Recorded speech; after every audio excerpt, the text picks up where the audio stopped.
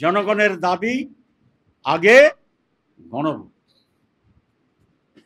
ওনারা একটা চালাকি করছে, আমি চালাকি শব্দটা বলছি, চালাকি বোধ এত খারাপ না, যে করছি এই সেই করতে করতে এটাকে জাতীয় নির্বাচনের ডেটের কাছে নিয়ে যাওয়ার চেষ্টা করছে। তখন বলবে আর তো সময় নেই।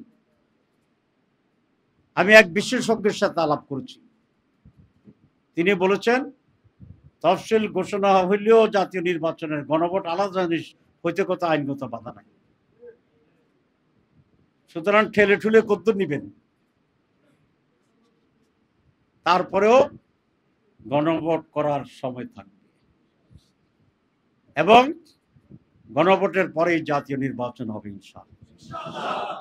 নির্বাচন সঠিক সুস্থ হইতে হবে। যদি আপনারা 2014 সালের মতো নির্বাচন করতে চান, এমন পরিস্থিতি আপনারা একাই করবেন, তাহলে তো আপনারা শেখ হাসিনা হইয়া গেলেন। 2014 কে ইলেকশন করছে, এটা আপনি ভুলে গেছেন? তো বলেন, আর যদি 2018-র মতো করেন, যে লোকদেরকে কেন্দ্রে যেতে দিবেন না, নির্বাচন প্রচার করতে দিবেন না, তাহলে আপনি আবার শেখ হাসিনা হইলেন।